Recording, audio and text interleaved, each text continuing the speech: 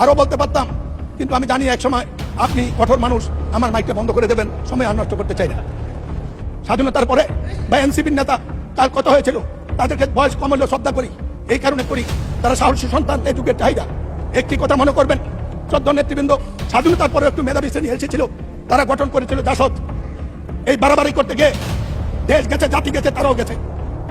আমরা যেন সবকিছু হজম করার তৌফিক দেয়। আপনাদের উদ্দেশ্যে এই কথাটি দেখে 91 সংসদে আপনাদের সাথে কাজ করেছিলেন দেশনেত্রী বেগম খালেদা জিয়ার নেতৃত্বে। আপনারা যখন কষ্ট করেন, মনে হয় এই দেশে 15 বছর 20 বছর বিএনপি ছিল না। দেশনেত্রী বেগম খালেদা জিয়া জাতি, দেশ, মানুষের বিরোধী দলের অনেক বিরোধ অপেক্ষা করে জামাতের সাথে একসাথে কাজ করার জন্য আমরা অনেকে না চাইলেও বাধ্য করেছিল।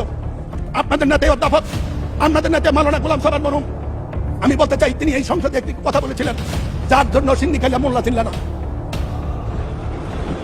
আপনারা 15-30 বছরে বেঁচে এই পর্যন্ত রাজনীতিকে নিয়ে এসেছেন, তার পেছনে দেশ নেত্রী বেগম খালেদা জিয়া, তার অবদানটুকু একটু স্মরণ করেন না।